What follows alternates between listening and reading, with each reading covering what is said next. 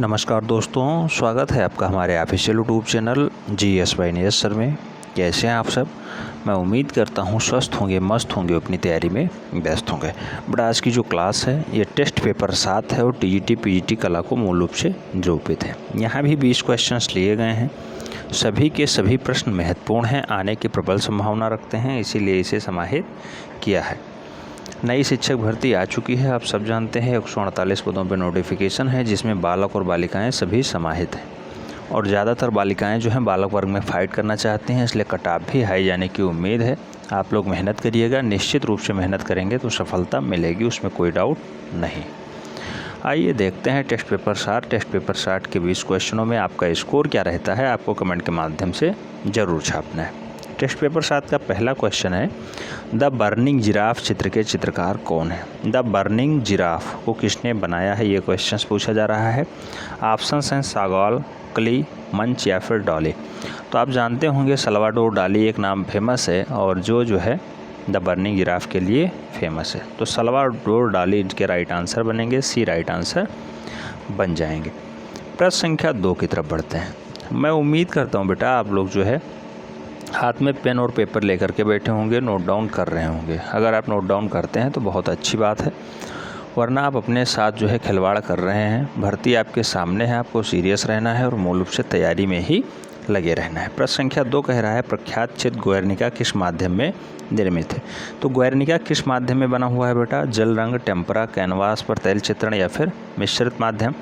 तो गुएर्निका को आपको बताना है या गुएर्निका किस माध्यम में बना हुआ है, तो आप जानते होंगे कैनवास पे बना हुआ है और तैलीय रंग में चित्रित है। तो राइट आंसर जो है बी के साथ जाएगा, B is the right answer.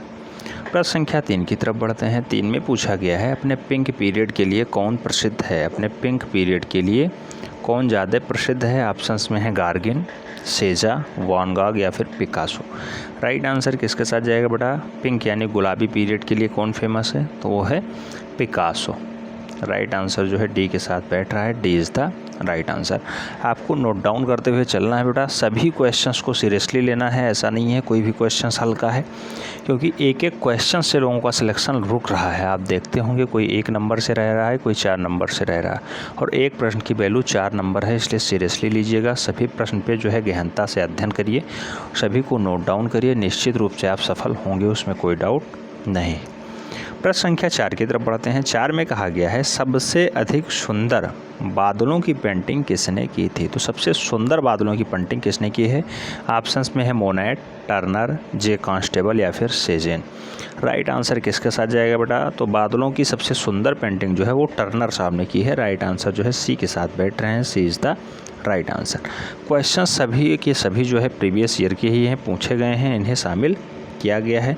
2-4 question ऐसे हैं जो आने की प्रबल संभावना रखते हैं, नहीं पूछे गए हैं, उन्हें भी समाहित किया गया है। प्रश्न संख्या 5 की बात करते हैं। कहा गया है, नारी जाति का रहस्यमयी पहेली किसे कहा जाता है या किसे कहा गया है? तो नारी जाति का रहस्यमयी पहेली मूल रूप से किसे कहा जाता है? ऑप्शंस हैं मैडोना को, यूरोपा को, मंडोला को या फिर मोनालिसा को। तो नारी जाति की रहस्यमयी पहेली मूल रूप से जो उपमा प्राप्त है वो मोनालिसा को ही प्राप्त है। राइट आंसर जो है सी के साथ बैठ रहा है, सी इज़ द राइट आंसर यहाँ पे बन रहा है। मैं उम्मीद करता हूँ आप लोग मेहनत कर रहे होंगे और इसे नोट डाउन कर रहे होंगे। आप अपना स्वमूल्यांकन करके अपना उत्तर ज़रूर बताइएगा, कितने क्वेश्चंस आपके सही जाते हैं। प्रश्न संख्या 6 की बात करते हैं। पूछा गया है, माइकल एंजेलो किसके समय में हुआ था? माइकल एंजेलो किसके समय में हुआ था? फ्रांस, इटली, पुनर्जागरण या फिर घन चित्रण शैली? तो बड़ा माइकल एंजेलो का जो संबंध है वो मूल रूप से पुनर्जागरण काल का है। राइट आंसर सी के साथ बैठेगा, पुनर्जागरण is the right answer. Next प्रश्न संख्या 7 की तरफ बढ़ते हैं। 7 में पूछा गया, क्षितेंद्र नाथ मजूमदार किस विद्यालय में जो है चित्रकला विभाग के शिक्षक थे? तो क्षितेंद्र नाथ मजूमदार के बारे में पूछा गया है, किस विश्वविद्यालय में चित्रकला विभाग के शिक्षक थे? लखनऊ, काशी विद्यापीठ, इलाहाबाद या फिर शांति निकेतन? तो राइट आंसर किसके साथ जाएगा? आप सभी जानते होंगे ये इलाहाबाद विश्वविद्यालय के शिक्षक के रूप में काम किए हैं। राइट आंसर जो है बी है, यहीं पे सबसे पहले चित्रकला विभाग की एस्टेब्लिश यानी स्थापना भी करते हैं। तो राइट आंसर बी के साथ बैठ रहा है। प्रश्न संख्या 8 की बात करते हैं। 8 में पूछा गया है, अमृता शेरगिल के कार्यों को किसने प्रोत्साहित किया था? किसने प्रोत्साहित किया बेटा? ऑप्शंस में है पिकासो, जामिनी राय, पाल गोगा या फिर बाब गॉग? तो वान गॉग हैं, जामनी राय हैं, पिकासो हैं या फिर पाल गोगा हैं, कौन से हैं? तो अमृता शेरगिल के कार्यों को मूल रूप से प्रोत्साहित करने का जो काम रहा है वो पाल गोगा का रहा है। पाल गोगा सी राइट आंसर बन रहा है। क्वेश्चंस में कन्फ्यूज़न बहुत ज़्यादा है, लेकिन परेशान मत होइएगा, पाल गोगा ही राइट आंसर है। नेक्स्ट प्रश्न संख्या 9 की तरफ बढ़ते हैं। 9 में कहा गया है प्रसिद्ध चित्रकार रविंद्रनाथ टैगोर को नोबेल पुरस्कार किस वर्ष मिला? क्वेश्चंस बहुत घुमा के पूछता था, आज सीधे सीधे पूछा गया है किस वर्ष मिला है। 1913, 1901, 1935 या फिर 1947। तो रविंद्रनाथ टैगोर को यानी बाबा जी को कुल मिला के जो नोबेल पुरस्कार मिला है वो 1913 में मिला है। एशिया के पहले व्यक्ति हैं जिन्हें नोबेल पुरस्कार 1913 में मिलता है। तो राइट आंसर ए के साथ बैठ रहा है। प्रश्न संख्या 10 की बात करते हैं। 10 में पूछा गया है प्रसिद्ध मूर्ति संथाल परिवार किसका है? तो मूर्ति संथाल परिवार के रचनाकार कौन है? ऑप्शन हैं सुजा, रजा, सांखू चौधरी या फिर रामकिंकर बैज।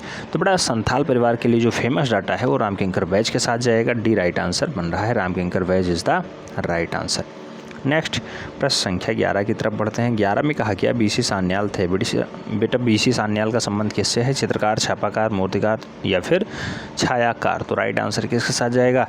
बीसी सान्याल एक प्रसिद्ध चित्रकार थे। बीसी सान्याल जी का संबंध चित्रकारिता के रूप में बहुत ज़्यादा ख्याति प्राप्त है। तो राइट आंसर ए के साथ जा रहा है, चित्रकार is the right answer. Next प्रश्न संख्या 12 की बात करते हैं। पूछा गया हरिपुरा कांग्रेस अधिवेशन के पांडाल को किसने सजाया था? ऑप्शन हैं जामनी राय, रामकिंकर बैज, नंदलाल बोस या फिर ईश्वरी प्रसाद। तो बेटा हरिपुरा कांग्रेस का अधिवेशन होता है और उसके चित्रकारी मूल रूप से मास्टर मोशाय नामक व्यक्ति ने की है, यानी कि नंदलाल बोस साहब ने की है। राइट आंसर बी के साथ बैठ रहा है। गांधी जी से इनका बहुत बैठता था, वो गांधी जी से पटने की वजह से ये लोग ऐसा कारनामा करने में सफल रहे, यानी मास्टर मोशाय ने कांग्रेस के हरिपुरा अधिवेशन की जो है पांडाल को बहुत अच्छे से सजाने का प्रयास किया। राइट आंसर बी के साथ जा रहा है। प्रश्न संख्या 13 में पूछा जा रहा है कंपनी अथवा पटना शैली को सबसे पहले किस नगर में पल्लवित हुआ? मूल रूप से कहाँ पे सबसे पहले ये शैली पनपी, आगे बढ़ी या इस्टेब्लिश हुई?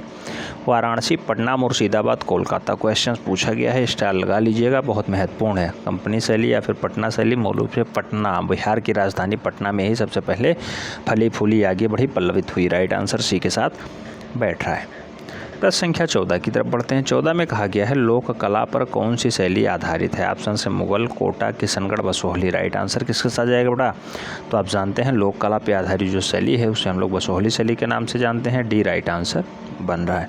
मैं उम्मीद करता हूँ आप लोग इससे पहले 6 टेस्ट पेपर अगर दे रखे होंगे तो यहाँ पे स्कोर अब आपका 10 आने की उम्मीद है हमें। क्यों? क्योंकि क्वेश्चंस को जो है एक्स्ट्रा कुछ बताया जाता है। 20 क्वेश्चंस तो कराए ही जाते हैं, 4-5 क्वेश्चनों का आंसर आपको और पता चल जाता है, तो उससे आपके जो है क्वेश्चन सही होने की उम्मीदें बढ़ जाती हैं। मैं उम्मीद करता हूँ आप लोग ऐसा कर रहे हैं। प्रश्न संख्या 15 की तरफ बढ़ते हैं। 15 में कहा गया है मोलाराम कौन थे? मोलाराम का संबंध किससे है बेटा? मुगल चित्रकार से है, राजपूत चित्रकार से है, नेपाली चित्रकार से है या फिर पहाड़ी चित्रकार से? तो बेटा मोलाराम का संबंध जो है मूल रूप से पहाड़ी चित्रकला से है, याद रखना है। राइट आंसर सी के साथ जाएंगे। मोलाराम पहाड़ी चित्रकार के रूप में ख्याति प्राप्त हैं। राइट आंसर सी के साथ बैठ रहा है। नेक्स्ट प्रश्न संख्या 16 की तरफ बढ़ते हैं। 16 में कहा गया है किसके संरक्षण में हमजानामा का चित्रांकन हुआ है? हमजानामा कब चित्रांकित हुई है ये पूछा जा रहा है। जहांगीर, हुमायूं, अकबर, शाहजहां। तो बेटा हमजानामा का जो चित्रांकन हुआ है वो मूल रूप से अनपढ़ राजा अकबर के समय में हुआ है। राइट आंसर जो है बी के साथ बैठ रहा है। B is the right answer.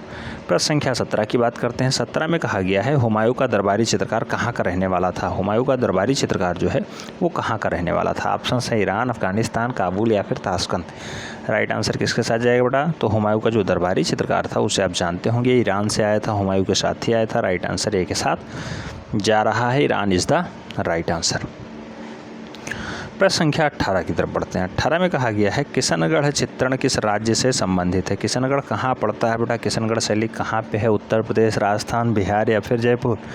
तो किशनगढ़ शैली जो है मूल रूप से आप जानते होंगे राजस्थान में पड़ता है। राइट आंसर राजस्थान के साथ जाएगा। C is the right answer. Kishangarh शैली में ही बनी ठनी चित्रण शैली है, राधा का प्रतिरूपण करती है, ये भी याद रखना है आपको। सेकंड लास्ट क्वेश्चन कह रहा है राजपूत पेंटिंग नामक पुस्तक के लेखक कौन है? राजपूत पेंटिंग नामक पुस्तक के लेखक कौन है? बेसिल ग्रे, आनंद कोटिस कुमार स्वामी, पर्सी ब्राउन या फिर MS रंधावा। तो राजपूत पेंटिंग नामक पुस्तक को लिखने का जो काम रहा है वो आनंद कोटिस कुमार स्वामी का रहा है। राइट आंसर जो है सी के साथ बैठ रहा है, सी इज़ द राइट आंसर।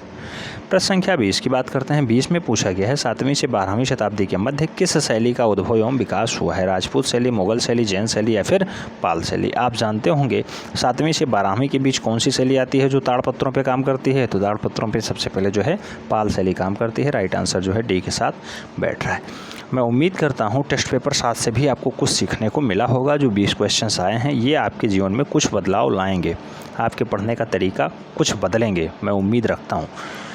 फ़िलहाल ये वीडियो पब्लिक रहेगा, इसे सभी लोग देख सकते हैं और मैं उम्मीद करता हूँ आप लोग अपना स्कोर कार्ड ज़रूर बताइएगा। पेड ग्रुप में अभी भी एडमिशन चल रहे हैं तो उसमें आप जुड़ सकते हैं। बहुत सारे लोगों की क्वेरी है, सर आप वीडियो में नंबर नहीं बताते, तो सभी वीडियो में नंबर बोलना अच्छी बात नहीं है। फ़िलहाल अगर आप पेड ग्रुप से जुड़ना चाहते हैं तो नंबर एक बार मैं इसमें बताए दे रहा हूँ, याद रखिएगा 7380464607 पे एंट्री TGT 8 लिख करके आपको भेजना है। आपसे जो है टेक्निकल टीम संपर्क करेगी, पूरी डिटेल्स बता देगी कैसे आप कम फीस में पूरी तैयारी कर सकते हैं।